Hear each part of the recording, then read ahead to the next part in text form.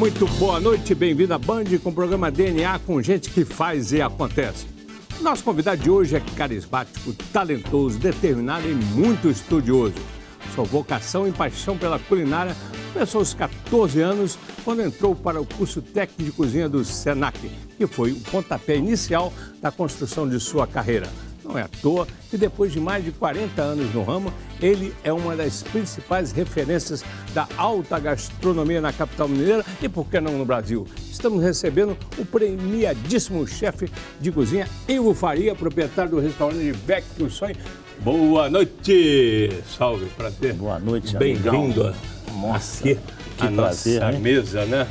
Bem, vamos destrinchar aqui. Você destrincha lá no Vecchio Sonho e outras coisas. Hoje nós vamos aqui destrinchar você aqui. Esse DNA aí, o que é? Já veio aí borbulhando aí no sangue, que essa inspiração pela culinária aí, como é que foi? Foi papai e mamãe? Como é que foi? Você veio junto? Olha, muitas vezes a gente não precisa de gostar de uma profissão. Não precisa. Mas, muitas vezes ela está correndo na veia e a gente não sabe. Foi o que aconteceu comigo, que eu detestava a cozinha. Você? É. Isso no tempo que papai e mamãe davam comidinha na boquinha? Como é que é? Não, já com meus 14 anos de idade, quando eu fui para a cozinha, eu detestava. Opa, isso não era o que eu queria fazer, eu queria ser garçom. Olha só. Mas vamos voltar um pouquinho aqui. Nasceu em Belo Horizonte. Belo Horizonte. Belo Horizonte. No bairro 1º de Maio. 1º de Maio. Ainda existe até hoje frequento o bairro 1º de Maio. Minha mãe mora lá. Mora lá. Então é um bairro de grandes artistas. É um bairro simples, mas é um local que eu gosto. Foi ali que eu nasci, ali que eu vivi. Que lembrança você tem dali? Toda a minha infância. Era uma fazenda praticamente. Aquela região, quando eu nasci lá e crescia, praticamente uma fazenda. Minha casa era das últimas, dali para frente era a fazenda. E aí, então, qual que era a brincadeira ali? E a brincadeira que as crianças esqueceram. Rolimã? Carrinho de rolimã, jogar bola, bolinha, peão, andar de carrinho de guia, de patinete. O que é isso? Papagaio. E não tinha cerol na época. Não tinha cerol? Não tinha cerol. E você era moleque de rua mesmo? Por isso que eu fui pro Senac. Por quê? Porque meu pai morreu cedo demais. E 13 para 14 anos eu... O nome dele, pai e mãe, aí que você pulou aí? Antônio Soares da Costa e Jordelina Faria da Costa. Jordelina, nós temos uma foto ali. Olha ela, olha lá. Tá aí, ó. Né? Quantos anos? 91 anos. 91 anos. Né? Você vai chegar lá? Eu espero, mas ela está bem mal agora.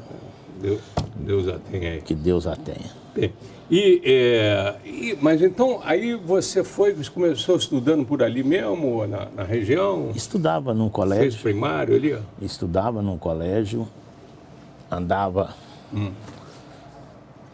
5 quilômetros mais ou menos para chegar nesse colégio. 5 quilômetros? Porque não tinha Não. Que ônibus aqui? Então eu atravessava dentro de uma fazenda, no bairro 1º de Maio, e ia estudar lá no Arão Reis. Estudei 2 anos nesse colégio, até que eles fizeram um colégio próximo à minha casa, colégio não, alugaram uma casa e aquela casa tornou-se um colégio para o pessoal daquela região. Aí eu passei a estudar nesse colégio, aí já era próximo à minha casa, 500 metros da minha casa. Tempos difíceis? Muito duro. Muito duro? Duro. Era escola pública que você fazia? Pública, mas tinha um problema muito sério naquela época. Qual que é? Se você era como as pessoas mais simples que iam descalço para a escola, você sentava no final, lá no final da sala. Então, na frente, geralmente, eram as pessoas, os almofadinhos, você entrava na frente. Se fosse hoje, então, existia uma discriminação muito, muito grande naquela época, que isso... Eu acho que te emociona isso. Né? Para com isso. Tempo bom. Mas foi um período, não posso reclamar, um período bom. Um período que você aprende muito. Ah. Você não aprende só com as coisas boas, você tem que aprender com as coisas difíceis também. E no momento que eu desenvolvi ali, aprendi, estudei, tirei meu 4º ano de grupo, aí foi a época que eu fui para o Senac. O Senac. Antes do Senac, o pai e mãe rígido ali para você estudar?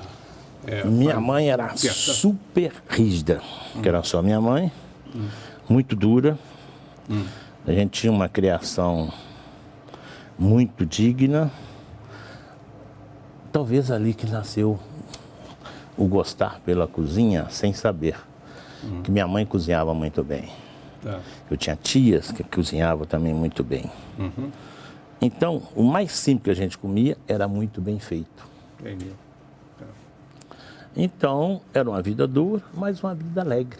Tá, isso aí você trouxe da sua mãe, obviamente, do seu pai. Lógico. Foi ensinamentos que você... Lógico, é como a gente fala, aquela cozinha de quintal, que a gente tinha tudo plantado em casa. Tá. Tinha horta, tinha fruta, tinha legumes, tinha tudo em casa ali. Oi, vida que segue. E aí o Senac, como é que entrou aí? O Senac eu entrei com 14 em Belo Horizonte, que foi a primeira escola de formação de mão de obra de cozinha e de salão do Brasil. Ali na Tupinambás? Na Tupinambás. Tá. Foi montada na década de 60 e foi a primeira escola de cozinha. Bacana. E você entrou? Entrei. Mas você não queria ser chefe, você queria ser garçom? Eu queria ser garçom. Por quê? Você não gostava de comida? Repetindo a palavra sua. Não, eu não gostava, mas depois descobri que até... No meio do curso? Não, no meio, porque você fazia um período que não era uma pré-preparação e depois você era escolhido. Você não escolhia. Fulano vai para a cozinha, fulano vai para o salão. E aí você gostou do... Quem vai para a cozinha, cor.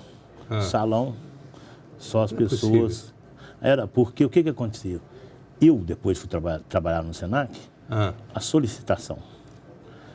Quero todos os garçons, mas eu quero de muito boa aparência. Não podia ter garçom de cor. E passava por cor? Por cor. Era por cor mesmo.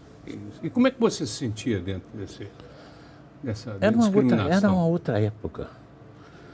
Era uma outra época. Que se aceitava mais? Aceitava esse tipo de coisa. Hoje é outra história. Nossa, hoje é processo aqui. Não, naquela época você comportava de uma outra forma. Então, aquilo... Quis sair do curso, depois firmei e fui embora. Tá. E aí? Dali, aí tomou gosto? 6 meses depois eu falei assim, esse negócio é bom. É bom. Mas sem ver o futuro que hoje é, o que virou gastronomia. Você tinha esse faro, mas que a coisa tinha, esse norte aí, essa janela podia... Mas sabe o que isso aí foi no Senac, mas isso aí eu já era... Já era moço. Já era instrutor. Já era instrutor. Então, continua aqui o seu filme aqui. Aí, quando eu fui para o Senac, nessa época que já trabalhando, aí tem algumas coisas que você vê, você fala assim, pô, esse camarada é foda, pô. Quem sabe, gostaria de ser igual a ele. Tinha o Lucien, tinha umas pessoas que eram referências, aí você começa a pegar gosto e você começa a enxergar aquelas pessoas como ídolos. Dentro da própria ramificação da sua escola? Do Senac. Do Senac. E aí? E aí te encoraja, te dá... Aí eu fui... Adrenalina aí. Fui nesse caminho. Nesse veio aí. Fui nessa veia. E realmente comecei a levar a coisa muito a séria. Tá. E aí teve um intervalo, você foi ao Barbacena tomar choque ou continuando? Não cheguei a tomar choque não, porque... Mas foi a sequência do... Foi. Mas Barbacenense, desculpe, mas... Não cheguei a tomar choque não, mas nós fomos para o Grogotó, tinha 15 anos de idade. Que é a escola do Senac, situando o telespectador. O que o Senac fez? O Senac pegou o Hotel Grogotó, que era da Hidrominas. Assumiu o Hotel Grogotó e o Senac Belo Horizonte fechou para uma reforma. O nosso curso era de 3 anos. Faltava 1 ano ainda para eu me formar. Aí você viu pra lá? Aí eles falaram, mandaram uma carta, me chamaram, falaram assim, olha, leva sua mãe, se ela autoriza você ir pro Grogotó. Você tinha quantos anos? 15 anos. 15 anos? Pô, brincadeira. Foi. Minha mãe assinou, e fui pro Grogotó. Ficava no hotel mesmo, dormindo no hotel? Tinha 1,47 m. Brincadeira. Cabia na cama? Cara, naquele Grogotó, aí eu fui conhecer o outro lado da vida. Sabe o que você chega? Você vai para um apartamento onde os hóspedes hospedavam, banheira que eu nunca tinha visto na minha vida. O negócio é do bom. Pô, eu falei assim, cara, tô num outro mundo, cara. Aí eu saí daqui, fui para lá. Ainda tinha meio salário mínimo por mês. Para incentivar a gente ir para lá, para abrir o Grogotó, nós passaram a nos pagar meio salário mínimo. Nos primeiros dias, governo pós-Bias Fortes, com certeza. Foi né? ali o Senac, o ali. Departamento Nacional do Senac, que assumiu, que iniciou isso, mais depois o regional, e a escola começou nessa época, começou lá com a gente. Tá. E dali foi o pontapé inicial para a sua carreira aí? Ali foi o início de tudo, porque eu tive de assumir responsabilidade muito jovem. Porque depois de 11 meses que eu estava lá, eles me chamaram e falaram assim, você quer ser funcionário do Grogotó? Eu falei assim, quero. Aí me contrataram. Aí você ficou lá? Aí fiquei lá, mas só que um mês depois eu falei assim, você vai ter, não tinha professor, não tinha muito, naquela época não tinha nem pouca gente preparada. O diretor? Não. Era. Naquela época tinha saído, chamava Jorge Hartfried, um alemão, era muito competente. E entrou um senhor Carlos Fonseca, que era um outro diretor, e nós trabalhávamos juntos. Daí, vamos dar um pulo aqui, porque os seus estudos continuaram depois na Suíça. Ponte Aérea Barbacena, na Suíça, como é que foi isso aqui? Teve vamos correr aqui um pouquinho. Nessa saída minha do Grogotó, eu saí de lá, vim para Belo Horizonte, fui ser chefe do Bar e Café São Jorge. Opa! Você deve ter, era uma referência. Claro. Fui chefe, fui 3 anos lá, uma casa que se tornou top em Belo Horizonte. Voltei para o Senac, anos depois, aí apareceu uma bolsa de estudo para a Suíça. Voltei a estudar, fiz o curso técnico de nutrição e estudava. Quantos anos aí? Vamos situar. Aí você já estava com... Isso, eu estava com uns 26 anos. 26 anos. E chegou na Suíça, como é que é? Você fala, era boa em língua? Mas aí que tem um detalhe, onde você começa a ter um ídolo. Era francês, eu comecei a estudar francês por causa dele. E aprendeu? Bacana. Mal. Mas Quando o Senac apareceu essa bolsa, aí eu estudei francês, me preparei melhor. Era uma vaga para o Brasil inteiro. E você conquistou ela? Aí eu conquistei essa vaga. Que bacana, cara. Né? 8 estados concorrendo nessa vaga, de 8 Senacs. Aí eu peguei a bolsa e fui embora. E daí voltou? Cheguei lá, era aluno, depois professor assistente na escola. É uma escola referência no mundo inteiro até hoje. No mundo inteiro. E voltei com gás total. Tá.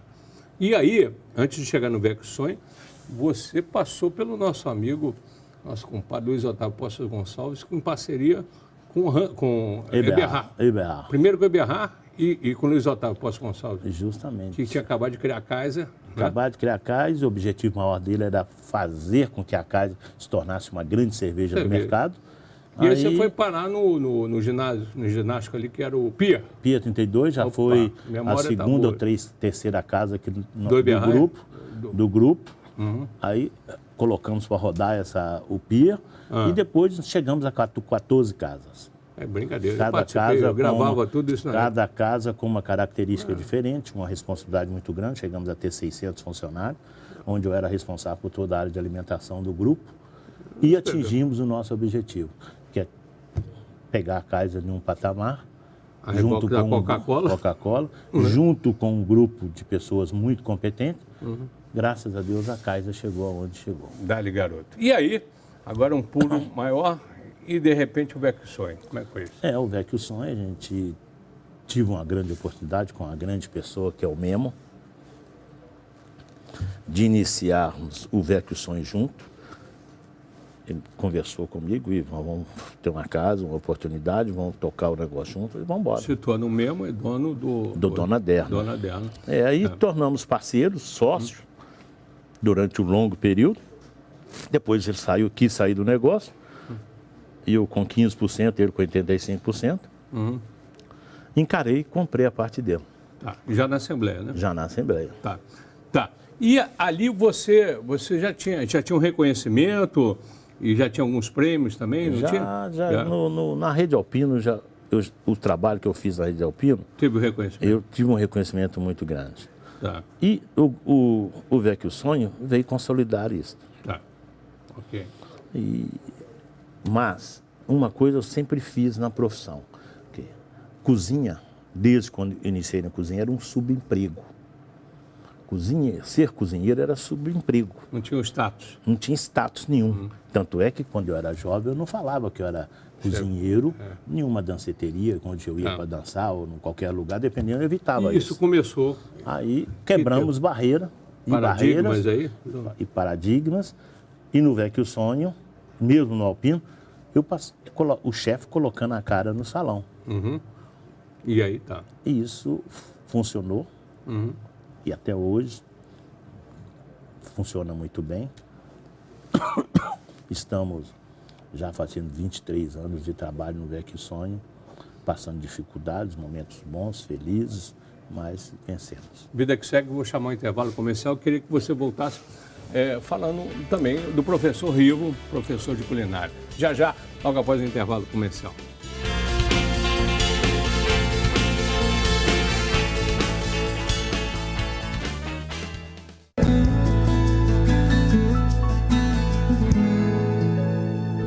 Bem, a gente volta com o programa DNA, que tem como convidado hoje o nosso Ivo Faria, que no primeiro bloco aqui deu literalmente uma aula de como quebrar paradigma de cozinheiro, passar a ser chefe de cozinha e do bairro 1º de Maio, a França, a Suíça, não é isso? A Suíça. Né? E o reconhecimento nacional, internacional, que digo os festivais que você participa aqui.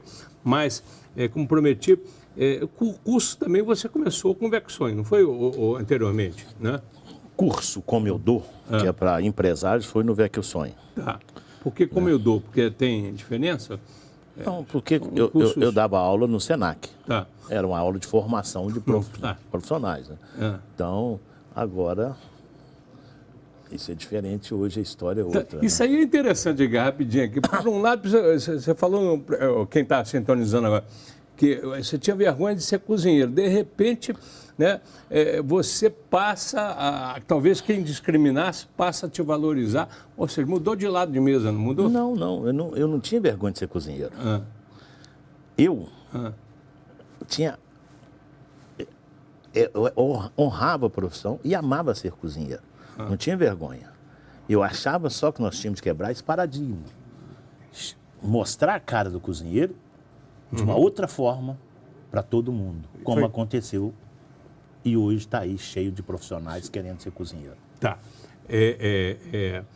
Dentro disso aí também, dessa história aqui, só uma deixa aqui para fugir a questão Masterchef hoje, que é aqui da Band e tudo, isso aí também deu um upgrade, exatamente a profissão, você não acha não?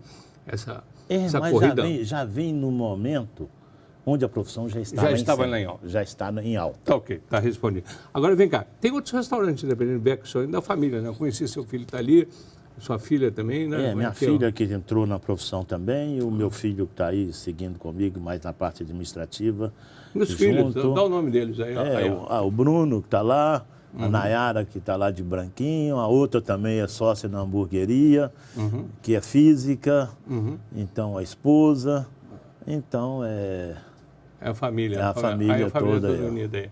Aí está todo mundo literalmente, menos você aí está com... eles são... Como é que chama aqui? O gorro de mestre Cuca. O que falta alcançar, então, nessa história todinha? Vários prêmios também você teve o reconhecimento, a gente falou por alto também. Premiação, acho que é uma consequência de um trabalho. Tá. Mas isso não, como você diz, é bom, mas você não pode ficar viver de prêmios. Você tem que viver de realidade. O que faltou alcançar dentro dessa viagem? Eu acho que a vida você não nasceu para parar. Se você andar na mesma velocidade, na mesma direção, todo dia, alguém vai te atropelar. Então, eu sou uma pessoa que, mesmo até nessas horas difíceis, como hoje, o que eu faço?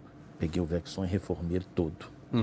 Eu acho que a gente tem que estar sempre andando na frente e sempre procurando melhorar cada vez mais.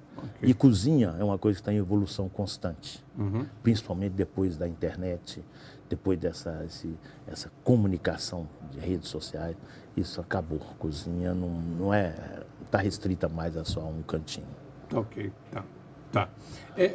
Festivais também engrandeceram o status da culinária mineira, sobretudo, você acha? Olha, o maior festival de gastronomia está em Tiradentes. Continua com nós. Fiz a abertura desse festival. O primeiro almoço teve para iniciar o festival. Era com Ralph? Era com Ralph. Tá. E foi um dos maiores pontapés que o Brasil teve para valorizar cada vez mais a cozinha regional. E a cidade também, né? E a cidade, nem vou falar, a cidade deu um boom em função dos festivais e outras coisas que aconteceram. Também cresceu mais ainda. Mais ainda. Rodrigo Ferraz. Tá. Bem, então vamos falar um pouquinho de família. Continua casado? Claro, casado. Filhos, falamos. Hobbies agora. Hobby? Né? Comer e beber. Comer e beber. Isso que eu acho que é o principal. Ontem eu ouvi de um diretor do Minas Tênis Clube, médico, né? E dizendo que estava voltando aí de uma grande universidade, que ouviu lá do reitor-chefe lá falando que quem não bebe não tem amigos, né? A bebida é um fator de confraternização, de interação. Concorda? Endossa? Olha, quem não bebe, quem não gosta de comer, não confraterniza nunca. Aí, endossando, né? Não confraterniza nunca. Tá. É numa mesa que você faz amigos, conquista a namorada, e que você faz tudo que você tem direito. Essa aí é boa, conquista a namorada, é boa. Bem, um prato aqui, antes de passar para outro já, um prato predileto seu que faltou aqui na minha... Franguinho com quiabo da dona Jordelina e uma saladinha de jiló que ela faz. É tudo de bom. Tá. E o seu? Meu? Fazendo? Também. Também? Tá. Seu hobby? Meu hobby? Nas minhas horas vagas, acho que eu gosto de passear, gosto de cozinhar em casa. Gosto de cozinhar em casa. Mas um hobby de esporte eu não tenho. Então, acho que meu maior hobby é gastronomia fora do trabalho. Tá. Uma viagem inesquecível na sua diária de bordo aí. Minha viagem inesquecível? Quando eu fui para a Suíça fazer o meu curso. Quando eu cheguei lá, em Genebra, até convidado para dançar, eu fui. Que lindo. Porque apaixonei, cheguei naquela cidade em Genebra, na Suíça, aquilo ali. Na primeira noite que eu fui, entrei, dancei no local, falei assim, você não quer fazer o show aí não? Eu falei assim, você é louco? Então, o gingado aí do brasileiro, esse primeiro essa foi a minha primeira viagem. Nunca imaginei atravessar o oceano, que era tão simples. E a vida, naquela época, em 80, a Europa era tão longe. Entendi. Aí você tem orgulho nisso? Isso aí Tenho orgulho porque eu consegui isso com muito trabalho, com muito esforço. Então, se eu tivesse desistido como os jovens fazem hoje, eu não teria chegado onde cheguei. Porque hoje as pessoas desistem muito fácil, quando tem barreiras pela frente. Isso eu não permito desistir. Se eu tiver uma barreira, eu vou quebrar e vou chegar na frente. Passa isso para os seus filhos também. Justo, é lógico. Tá, andando aqui. Qualidade sua, agora um ping-pong aqui, vamos lá. Minha qualidade? Qualidade. Ser positivo. Tá. Defeito. Defeito? Defeito? Comer demais. Mas é defeito mesmo? Que engorda, pô. É foda, comer. E medo? Medo? Acho que eu tenho medo. Não tenho medo, não. Tinha medo de viajar de avião. Era o que eu mais tinha. E aí? Mas hoje, medo, assim, talvez não gosto de dormir no escuro. Tá. E a religião? Tem? Católico. Católico? Pratica, não? Mais ou menos. É? Mas sou católico. Saudade? Saudade dos bons momentos de infância, isso eu tenho saudade. É. Dos bons momentos familiares que passam, acho que são todos eles ficam guardados. Eu gosto de lembrar sempre dos bons momentos. Ok. O que o dinheiro não compra aí? Felicidade. Tá. Certeza disso, né? O que você não perdoaria de jeito nenhum? Mentira. Mentira. Conviveu muito com isso? Viu durante o seu diário de bordo aí? Isso tem demais. Tá. Tem algum rancor de alguém aí que passou na sua trajetória? Profissional, sobretudo? Não, profissional não. Tá. Existe disputa muito grande entre vocês aí, não? Não, Não? acho Amém. que a gente convive bem. Tá. Sonho ainda que falta é realizar? Um sonho? É. Fazer meu último livro agora. É? Tivemos quantos anteriormente? Tive algumas participações, tive participação de um livro na Europa, um livro produzido por uma russa, com vários chefes do mundo inteiro, livro participado, que eu participei aqui do Brasil também, que foi lançado na França, em português e francês, e outros livros aqui que eu já participei com receita, e um livro que conta a minha história, a história do Vecchio Sonho, e agora eu quero fazer um livro, eu contando uma história dos grandes homens que transformaram essa gastronomia do país. Tá.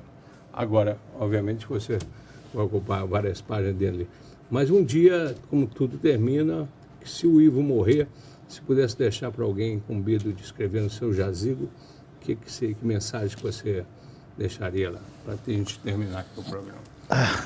Uma mensagem? Ali foi uma pessoa feliz, com a profissão e com a vida. Eu acho que é o principal. É isso aí. Poderia escrever com o quê? Como é que chama aquele que põe em cima do bolo, aquele creme? As letras poderiam... Poderia escrever ali com um cremezinho, um creme, um marshmallow. Marshmallow. Prazer, querido. Obrigadão. Obrigadão. Obrigado.